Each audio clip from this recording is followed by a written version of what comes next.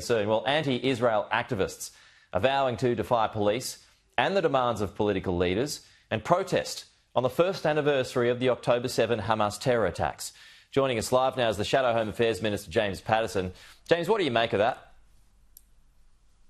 Well, frankly, it's despicable, Pete. Let's remember what happened on the 7th of October.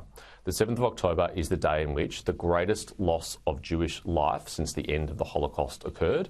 It's the day in which Hamas broke into Israel, slaughtered 1,200 people, captured 250 more and dragged them back into Gaza as hostages, where many of them remain today. There was no Israeli Defence Force response on the 7th of October. There was no military activity in Gaza on the 7th of October.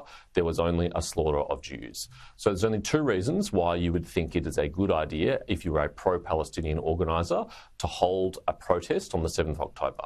One is if you believe that what happened on the 7th of October is worthy of celebration. And sadly, we know there are many in the pro-Palestinian movement in Australia who believe that.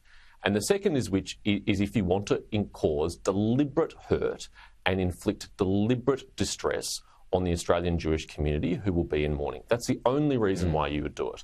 So it reflects incredibly poorly on the organisers that they would do this. And frankly, it reflects incredibly poorly on the Victorian government, the federal government and the New South Wales government if they let it go ahead. To New South Wales' credit, though, they are at least trying to stop it. In Victoria and federally, they're just saying it's all too hard, we can't do anything about it. Yeah, that's right. That's the difference. Yeah, this one's going to the Supreme Court in New South Wales anyway. But more broadly, James, is this what happens when language and laws are not strong enough? It's what happens when laws are not enforced and when political leadership is not delivered. The Prime Minister for the last 12 months has been unable to confront the reality, the shocking and disturbing reality of the anti-Semitism crisis that we have in this country. He's shown no moral clarity, he's shown no moral courage. He has not used his position as the office of Prime Minister to really push back against this and to say it's completely unacceptable. And he's not ensured that our laws are enforced. There are very strong laws against incitement to violence. There are very strong laws against the public display of terrorist symbols. And all we've had for the last 12 months is excuses as to why those laws cannot be enforced, rather than a direction to police that they should be enforced, or if there are problems with the drafting of those laws, then remedying that so they can be enforced. But there's been no action, just empty words. And you'd expect that the Greens wouldn't be saying much about the protests, at least negative side of the protests anyway.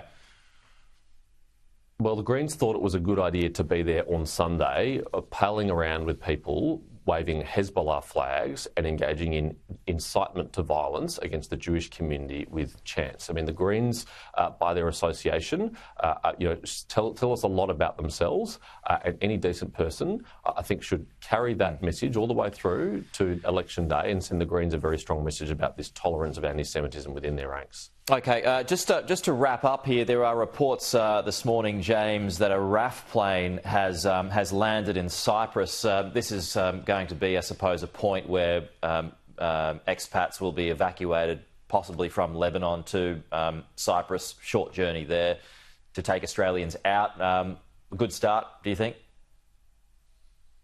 In 2006, Pete, when there was another war between Israel and Hezbollah, we evacuated many Australians through Cyprus, first by sea and then by air, and the Australian government would have in place similar evacuation plans now, and that's the appropriate thing to do.